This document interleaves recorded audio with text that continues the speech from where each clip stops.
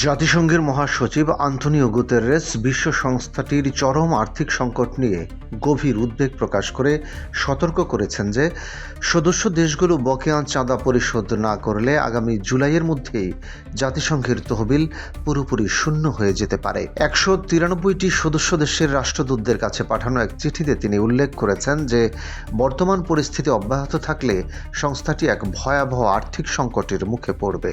বিবিসির প্রতিবেদন অনুযায়ী গুতেরেস তার চিঠিতে জানিয়েছেন যে নির্ধারিত চাঁদা আদায় না হওয়ায় নিয়মিত বাজেট বাস্তবায়ন করা অসম্ভব হয়ে পড়েছে। অতীতেও বিভিন্ন সময় আর্থিক সংকট দেখা দিলেও এবারের পরিস্থিতি সম্পূর্ণ ভিন্ন, কারণ এবার বড় অঙ্কের অর্থ না দেওয়ার বিষয়টি আনুষ্ঠানিকভাবেই জানানো হয়েছে।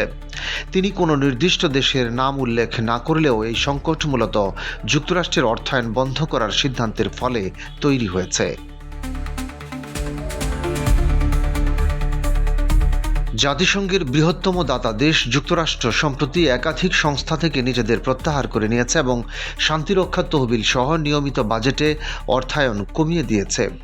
ডোনাল্ড ট্রাম্পের নেতৃত্বাধীন মার্কিন প্রশাসন মনে করে যে সংস্থাটি মার্কিন করদাতাদের অর্থের অপচয় করছে এবং তাদের অগ্রাধিকারগুলোকে গুরুত্ব দিচ্ছে না।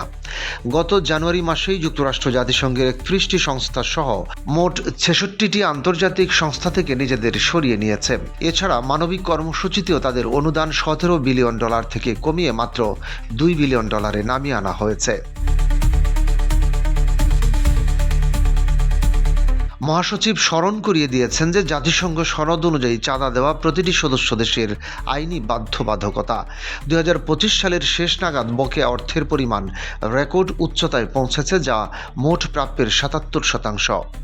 বিদ্যমান নিয়মের অসামঞ্জস্যতা তুলে ধরে গুতেরেস বলেন যে অব্যবহৃত অর্থ ফেরত দেওয়ার বিধানটি এখন একটি দুধারী তলোয়ারে পরিণত হয়েছে, কারণ বাস্তবে যে অর্থ পাওয়াই যায়নি সেটিও ফেরত দিতে বলা হচ্ছে। আর্থিক ধস ঠেকাতে গুতেরেস সব সদস্য রাষ্ট্রকে দ্রুত পূর্ণ অর্থ পরিশোধের আহ্বান জানিয়েছেন অথবা আর্থিক নিয়ম কাঠামোতে মৌলিক সংস্কারের প্রস্তাব দিয়েছেন।